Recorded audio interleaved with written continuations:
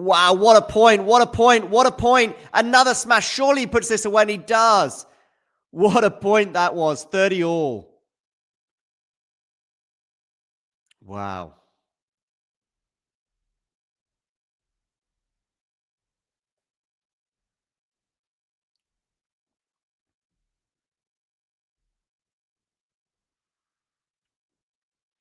I don't know if each player knows, Matthew. They should know, but I don't really know how much.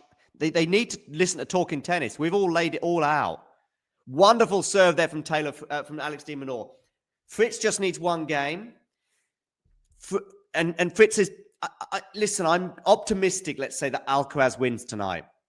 So this is the game. Whoever wins this game qualifies. Doesn't matter if it goes on that de Minaur wins the match 6-4. It's not good enough. Good serve, then the tee. De Minaur has won. Well done, Alex. What a tough match that was, especially for him mentally, having suffered a traumatic loss to Lorenzo Musetti in the previous encounter in such a painful fashion, having served for the match. This time he serves for the match and goes down love 30. But Taylor Fritz is out. He is gone from this tournament. That is that done. But after this win, de Minaur has an excellent chance of progressing. But so close, just one game in it. That's how tight it was. I'm going to put a tweet out there. Taylor Fritz out. Now between down to Musetti, who needs to beat Alcaraz or de Minaur gets the runners-up spot. Okay. Back to the match. Alcaraz, not Alcaraz.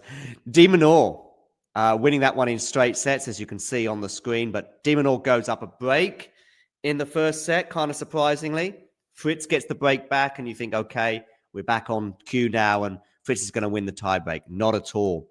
De Minaur raced into a 6-1 lead, ultimately winning that tiebreak by 7 points to 1. What that now meant with the maths going into this particular event was that de Minaur needed a 4-game swing in his favor.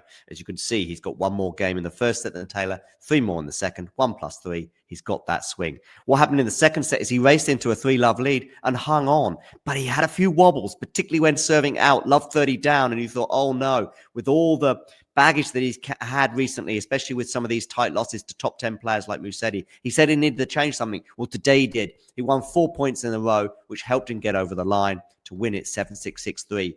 And now probably, but not definitely, put himself in with a chance. Well, he's definitely put himself in with a chance, but he's now given himself a hell of a chance of qualifying. Because as you can see on the screen right now, he just needs Alcaraz to beat Musetti. It doesn't matter if it's in 3 sets or straight sets. Just having a quick look at some of the stats from this particular encounter. Fritz hitting 33 unforced errors and 17 winners. Fritz hit almost double the number of unforced errors to winners. A much more solid ratio for de Minaur, 24 winners, 28 unforced errors. Having a quick look at maybe some of the serving stats here. Taylor will be very disappointed to have got 59% first serves in, but also only winning 66%. Bearing in mind, his serve is a weapon. Compared to de Minaur, who I don't think can count his serve as a weapon, 66% for Taylor Fritz, 83% first serves for de Minaur.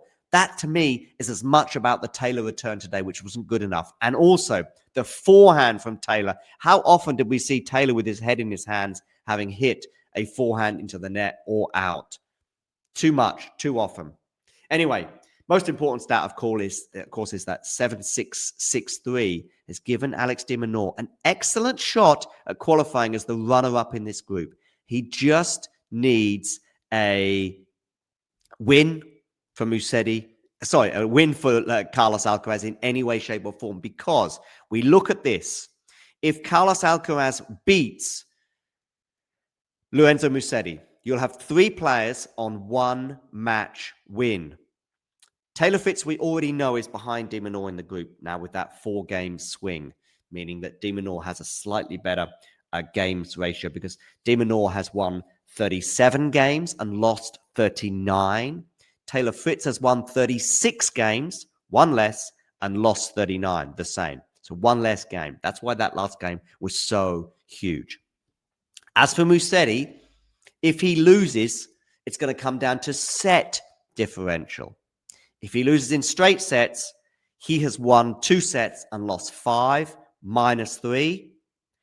Alex de Minaur will have won 3 sets and lost 4, because that table on the screen is not yet up to date, and therefore -1. So he's ahead of him there. Even if Musetti loses in 3 sets, though, that's still not good enough for Musetti. Why? Because Musetti would then go from -3 to -2. So he would then go 3 sets won and 5 sets lost. So he would then be -2, which would still be not as good as de Minaur's 3 sets won, 4 sets lost. So the task is simple. Carlos Alcaraz has won the group. He's through as the group winner with 2 wins because, oh no, tell a lie. Musetti wins and it comes down to head-to-head, right? So Musetti wins and he wins the group. But Alcaraz is through, either as group winner or runner-up. Of course, if he finishes runner-up, there's a good chance he'll play Jannik Sinner. In fact, I think he definitely will play Jannik Sinner, who I think has qualified as the group winner in the other group. But as for, basically it's simple between Musetti and de Minaur. Musetti wins, Musetti and Alcaraz qualify. Alcaraz wins, de Minaur and Alcaraz qualify. Thanks for joining, and you know the drill. If you enjoyed this video, make sure you hit that like button. Don't forget to subscribe and click that notification bell so you don't miss out on all things tennis.